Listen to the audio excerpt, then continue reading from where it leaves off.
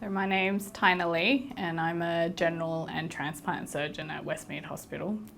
Zhang Wang, organ retrieval provisionist. Paul Robertson, I'm a transplant coordinator, so a recipient transplant coordinator within the pancreas transplant program at Westmead Hospital.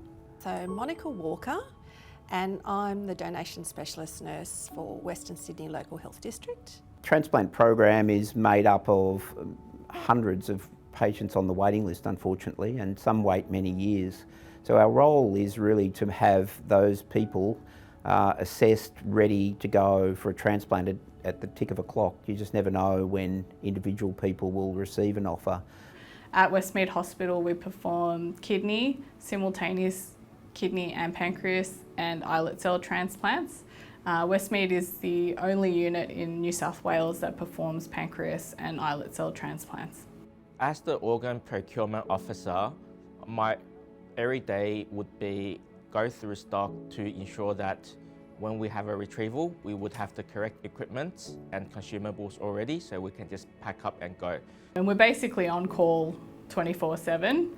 I look after the donors or look after the people who are at the end of their life and who either they decide they want to become a donor or their family decides that they would like their loved one to become a donor. At Westmead we do about 120 transplants a year. So every alternate week we at Westmead are on call for organ retrieval, and this alternates with Royal Prince Alfred Hospital. We're on call for this week and we went to a retrieval this morning. Once we hear about a confirmed donor, we need to organise a retrieval team, so a team of surgeons, perfusionists and assistants travel to get to the donor hospital. They can be as close as our own hospital or as far distant as interstate. The ideal time for retrievals to happen is between 2 a.m. and 6 a.m. This is the green light zone, mainly because if we do the retrieval during these early hours of the day, we'll be able to get the organs to the transplanting hospitals. Majority of our retrievals are within the metropolitan hospitals, but we do get a lot of offers from regional hospitals. I've been to Lismore, Tweed Heads, Canberra we go to very often, and that can involve requiring getting onto a chartered plane very early in the morning. Typically these retrieval procedures happen at 2 or 3 a.m. Often in rural areas we get escorted by the police as well to try and minimise time that the organs stay on ice. It's a great experience, and you end up working with a lot of people who are very committed to transplantation and organ retrieval. Every day is very, very different. You never know what you're walking into.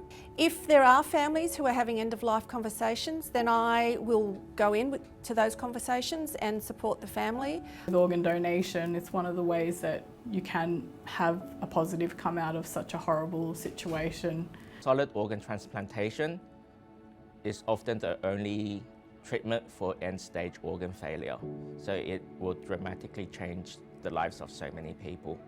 I remember there was one particular patient whom I saw in the waiting room about a couple of months after they've had their transplant, and I didn't recognise them because physically they'd changed so much and they'd improved from a health perspective that you could see on the outside. The thing about transplants is it's not just a one-off event. It's not like any other type of surgery where you have your procedure, you're cured if you like, and on you go. Transplants are a treatment. It's a lifetime of I guess negotiation and care between the transplant program and the recipient. What blows my mind around all the families that I work with are just how brave they are in thinking of other people at such an emotional time. When they're losing the most important person in their life, we don't necessarily ask families if they want to donate their loved one's organs. We just provide information so that they can make an informed decision that's right for them. We know that transplants, when they go well, and they do 90% of the time, really are life-changing and life-saving for many, many people. That can only happen with the generosity of organ donors or families of organ donors.